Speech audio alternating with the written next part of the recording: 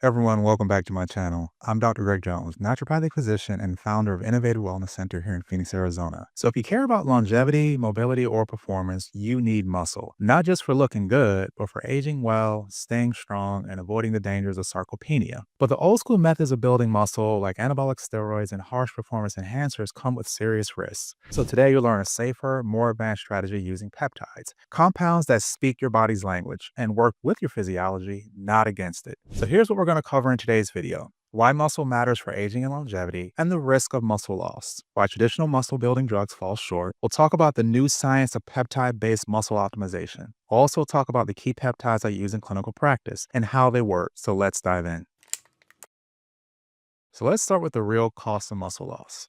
Muscle isn't just about strength, it's a foundation for health. Starting in your 30s and accelerating into your 40s and 50s, we all begin to lose muscle.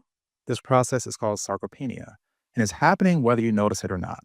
By the time we hit our 70s and 80s, some people have lost over 50% of their total muscle mass, and that comes with real consequences: fatigue, frailty, falls, insulin resistance, longer recovery from injury, and increased mortality.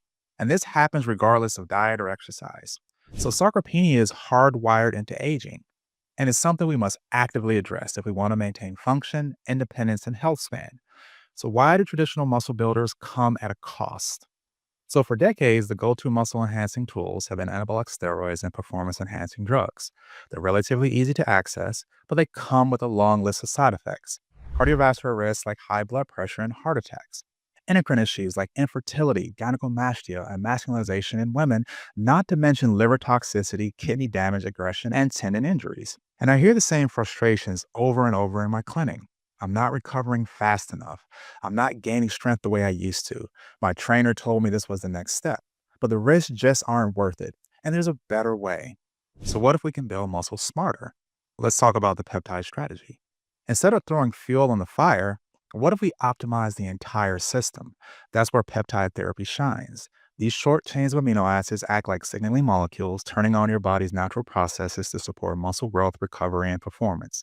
No synthetic hormones, no steroid toxicity, just smarter biochemistry. But for these peptides to work, we need to lay the groundwork. That means managing our hormones, improving our sleep, optimizing nutrition and recovery, reducing inflammation, and making sure our mitochondrial health is dialed in. Then and only then can we add in the right peptides to amplify results. So let's talk tools. Here are the clinically relevant peptides I use most often in muscle building protocols. Starting with CJC 1295 and Ipamorelin.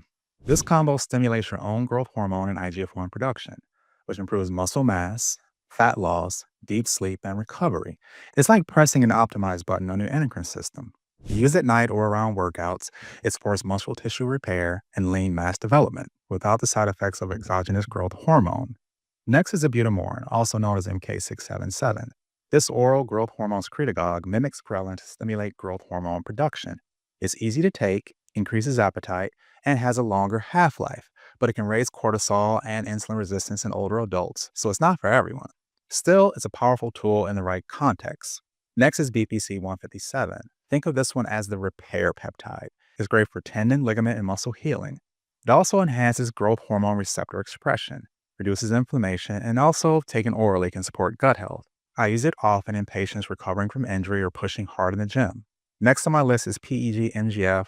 The MGF is for mechanical growth factor. This peptide is derived from IGF-1 and supports muscle satellite stem cell activation. And this is crucial for muscle repair and hypertrophy. The pegylation gives it a longer half-life, making it a potent post-workout anabolic for serious lifters and older adults dealing with muscle loss. Next is MOTS-C. This one's exciting. It's a mitochondrial-derived peptide that activates AMPK, improves metabolic flexibility, boosts insulin sensitivity, and may even suppress myostatin, the muscle brake protein. It supports energy production and lean mass, especially under metabolic stress. Now, each of these compounds works differently, but together they offer a toolkit for safer, more effective muscle optimization. Now let's talk about how to stack these peptides. One of the biggest mistakes I see people making is throwing too many compounds together without strategy. More isn't better, and overstacking can lead to hormone disruption, inflammation, or receptor desensitization. So instead, I personally follow goal-based stacking, tailoring the peptide protocol to whether the priority is growth, recovery, fat loss, or performance. So for lean muscle growth, my go-to stack includes CJC with Ipamorelin paired with PEG-MGF post-workout. This combo enhances natural growth hormone production, stimulates repair pathways, and supports hypertrophy, especially when paired with strength training and high-protein nutrition.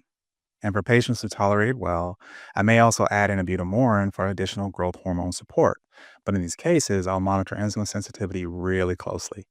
For recovery and injury rehab, I'll stack VPC 157 with thymosin beta 4, especially in cases of tendon, ligament, or post op healing. These peptides reduce inflammation, accelerate tissue repair, and support systemic healing. I may also layer in CJC 1295 and ipamorelin, but this stack is more about restoration than muscle building.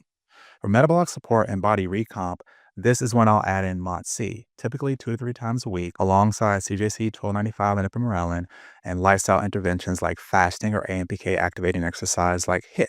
This supports fat loss, insulin sensitivity, and mitochondrial energy output, which indirectly improves performance and lean mass retention. I usually run my stacks in 8 to 12 week cycles, followed by at least 4 weeks off. Most of these peptides are used as subcutaneous injections, timed around training or before bedtime to align with our natural growth hormone pulses. It's also important to monitor sleep, blood sugar, inflammation markers, and biofeedback. This isn't about chasing numbers, it's about optimizing health span and performance. So this video helped you understand how peptides can support muscle growth without the baggage of old school anabolic steroids. Please give it a like. Share it with someone chasing performance and longevity. And don't forget to subscribe for more longevity-based content. I'll continue breaking down cutting-edge strategies in peptide therapy, metabolism, and performance medicine. See you guys next time.